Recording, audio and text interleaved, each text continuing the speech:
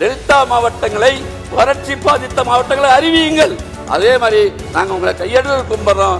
ஒரு தடவை எங்களை பார்த்து இது அங்கேயே அறிவிச்சுவாங்க. நீங்க இருக்கிற வரைக்கும் நீங்க தான் முதலமைச்சர், யாராலையும் செய்ய முடியாது.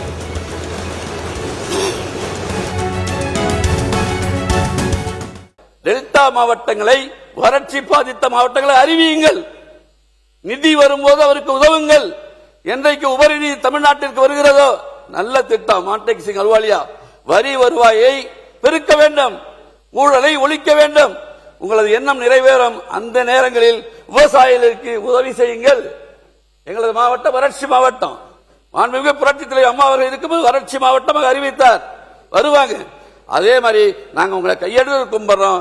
ஒரு தடவை எங்களை பார்த்து இது அங்கேயே அறிவிச்சுவாங்க. நீங்க இருக்கிற வரைக்கும் நீங்க தான் முதலமைச்சர், யாராலையும் செய்ய முடியாது.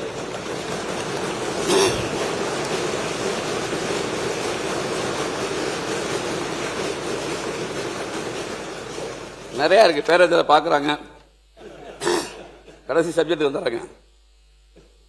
இப்ப வாட்டாள் நாகராஜ் இன்னைக்கு அத்திப்பள்ளியில தமிழ்நாட்டில இந்த வண்டி வரக்கூடாது. இன்னைக்கு வாட்டாள் நாகராஜ் சொல்லியிருக்கிறார். மாண்பு உறுப்பினர் கொஞ்சம் அந்த பிரச்சனைக்குள்ள போகாம போல 5 தனி தீர்மானங்கள் இந்த சட்டமன்றத்தில் மேகதாது காவேரிக்காக நிறைவேற்றப்பட்டிருக்கிறது. திராவிட முன்னேற்ற கழக ஆட்சி காலத்தில் தனி தீர்மானம், அண்ணா திராவிட முன்னேற்ற கழக ஆட்சி காலத்தில் தனி தீர்மானம், இன்றைக்கு நம்முடைய முதலமைச்சர் அவர்கள் ஆட்சி காலத்தில் தனி தீர்மானம். சுப்ரீம் கோர்ட்டுக்கு போயாச்சு.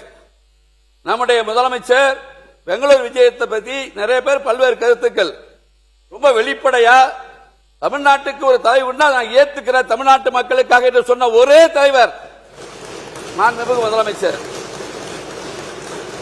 அப்ப அவருக்கு மட்டும் தலைகுனி அங்க இருக்க நமக்கெல்லாம் தலைகுனி இல்லையா?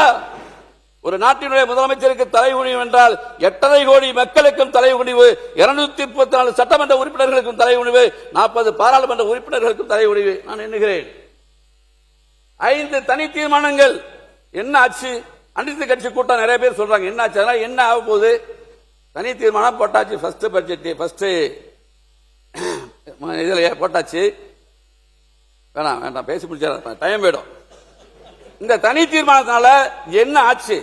எங்க கிராமத்தில் என்ன சொல்லுவாங்க அப்படின்னா, ஆபரேஷன் சக்சஸ், பேஷண்ட் டைட். 5 தனி தீர்மானம் அனைத்து திராவிட முன்னேற்ற கழக ஆட்சியில், அண்ணா திராவிட முன்னேற்ற கழக ஆட்சியில் போட்ட தனி தீர்மானத்தில் ஒன்றும் கிடையாது. நம்ம சட்ட போராட்டம் நடத்தணும், சுப்ரீம் கோர்ட்டுக்கு போகணும். இதுதான் இதுக்கு ஒரே தீர்வை தவிர பாராளுமன்ற உறுப்பினர்கள் அழைத்துக் கொண்டு பாரத பிரதமரை சந்திக்கணும். நம்முடைய முதலமைச்சர் கொடுத்த அழுத்தத்தின் காரணமாக ஒரு நாளைக்கு 3500 கனஅடி 15 நாளைக்கு கொடுக்கணும். 4 டிஎம்சி. கர்நாடகா அதை மதிக்குமா?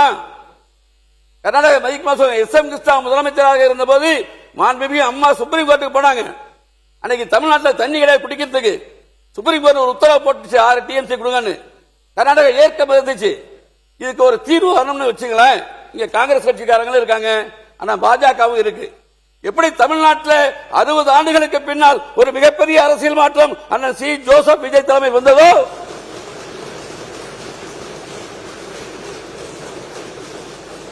அதை போல கர்நாடகத்தில் காங்கிரஸ் பாஜக இல்லாத ஒரு அரசு அமையப்பெற வேண்டும்.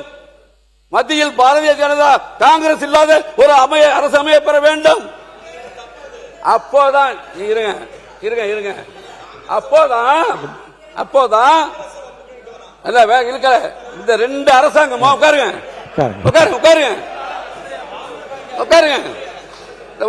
அமைச்சர் உட்காருங்க.